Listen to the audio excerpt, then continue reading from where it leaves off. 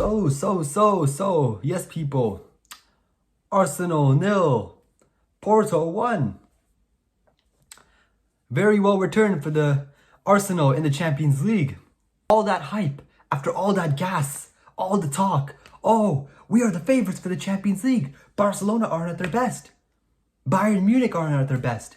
Bring us Real Madrid. We could beat Real Madrid. Our front three is levels clear of Real Madrid. All that chat. If you go before the game as well, on Twitter, there's a certain hashtag that was trending. Hashtag pray for Porto.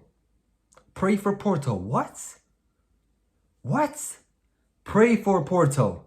That was the hashtag that was trending before the Champions League match itself. These Arsenal fans are way too overconfident, yeah. And I was so happy when they lost to Porto. Because they deserve this. They are just overconfident, overcocky, and way too arrogant football fans. AFTV, the biggest Arsenal fan channel in the world. You see people just completely dissing Porto. You see people saying, oh, Porto would finish mid-table in the Premier League. Porto, on the level of West Ham. Porto or the Portuguese Burnley. What? I don't know if you know that Porto have won more Champions League titles than your dusty club has. You lot have won 0 Champions League. Porto has won 2. Not even that too. Porto has a good track record of developing top quality players from their academy. When was the last time a quality player came out of the Arsenal academy? People say Saka. Saka's a good player, but he's not world class. All these Arsenal fans on Twitter I see, oh, Saka's world class. Saka's way better than Gareth Bale. What? Saka better than Gareth Bale? Have you lost your head? Have you actually lost your head? What is wrong with these Arsenal fans? What is wrong with these guys? Are these guys born in foster homes or what? Saying Saka is better than Gareth Bale. What? He's a good player, but these guys just put these guys on a pedestal and take them to whole other levels that they're not supposed to be at. If Saka was better than Gareth Bale, don't you think Real Madrid would be putting in a 200 million bid for him? Don't you think Real Madrid would probably cancel the Mbappe deal? It's like, all right, you know what, go for Saka instead. Because if he really was, I think Real Madrid would be putting in a bid for him. Just saying. Back into Porto. All these Arsenal fans dissing Porto. Go on Twitter, they're completely just dissing Porto, saying things like, Porto are in a crisis. They're in a crisis. They're not doing well in the Portuguese league. I'm sorry. I don't think these Arsenal fans have ever watched the Portuguese league once in their life. These lot only see the Premier League. That's all they see. They only see the Premier League and they forget that there are other leagues outside of England. They forget that there are other leagues outside of England. They forget that there's better teams out there that will probably do better in the Premier League as well. I feel like Porto will probably do decent in the Premier League.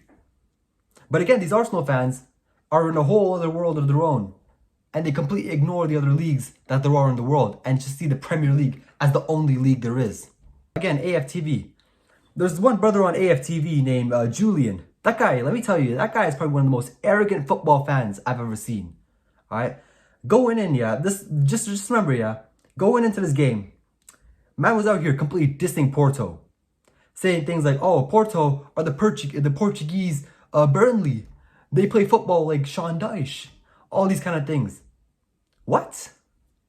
How are you out here calling Porto the Portuguese Burnley when they've seen more Champions League titles than you have? When they've been in Champions League more than you have? I don't think you remember that Arsenal have not been in the Champions League for 7 years. Or 7 or 8 years. These lot haven't been in the Champions League for 7 years. And the season they're back in the Champions League, they have all this gas. All this talk. Oh, we could do it. Based on what? Based on what makes you think that you could beat Real Madrid? You could beat Man City. You could beat Bayern Munich. Based on what? You guys haven't done anything for the past 7, 8, 9, 10 years. Because you had one good season where you finished second in the league. Makes you think you could win a Champions League title? I'm sorry, that's not how it works in the Champions League. Porto have a better Champions League heritage than you lot have. They always will and they always have. You know what's the funny thing too? Arsenal have actually been in form. They've actually been playing pretty well. They beat Liverpool 3-1. They beat Burnley 5-0. They beat West Ham 6-0.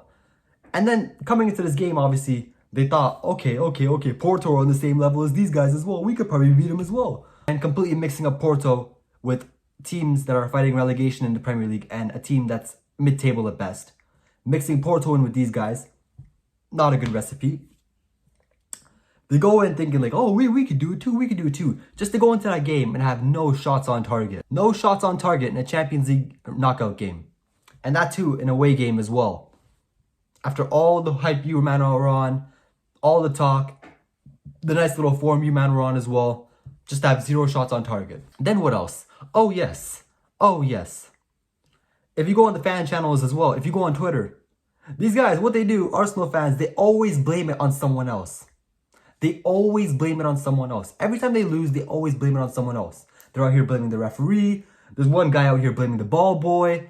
They're blaming the Porto players. If you go in the comment section of the Arsenal post when they lost, you see people saying Portuguese football is an embarrassment to the sport. Porto should be banned from the Champions League. Porto should be absolutely kicked out of the Champions League. All these kind of things. Blaming the referee, blaming this scenario, that scenario, this scenario, that scenario, the fan, this, ball boy. What? They never look at their own team. They think their team is better than they are. But they never actually look at their own team and it's like, okay, you know what? Yeah, we were shit today. They never do it. They always find a way to blame it on something else. That's why these guys are absolute losers. And their fan base is the #1 reason why. It is the #1 reason why. But moving on as well, you see their fan base as well. You see their fan base. They completely overhype this team. They overhype this average Arsenal team at best. They say things like, Declan Rice is the best defensive midfielder in the world. I don't think you know that Tchouaméni exists. Rodri exists. Kimmich exists. That's like 3 midfielders that are already better than Declan Rice. And I guarantee you there's probably more out there that I'm probably forgetting. Declan Rice is a good player, but he's nowhere near the best in the world. He's nowhere near that level, but Arsenal fans will will put him on a pedestal and take him to a level that he does not deserve to be at. They did the same with Saka, comparing him with Gareth Bale. They did the same with Martinelli, same with Jesus, same with Odegaard, comparing him with De Bruyne, and now they're doing with Declan Rice. These guys have actually no self-consciousness, and these guys just completely overhype everything.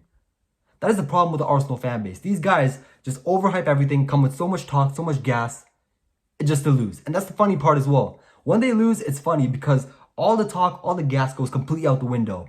And then they come back to reality like, okay, yeah, maybe we're not that good. And you lot aren't that good.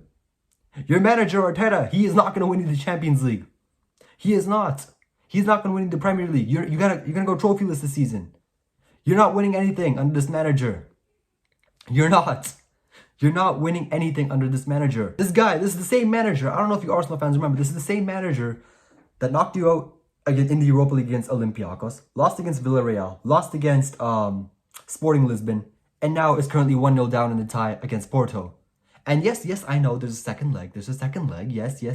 But do you really think you're going to beat Porto in the second leg? Again, Arsenal fans in Twitter saying, oh, there's still a second leg. There's still a second leg. We'll smoke Porto at the Emirates. Really? They are still comparing Porto to Burnley. Okay.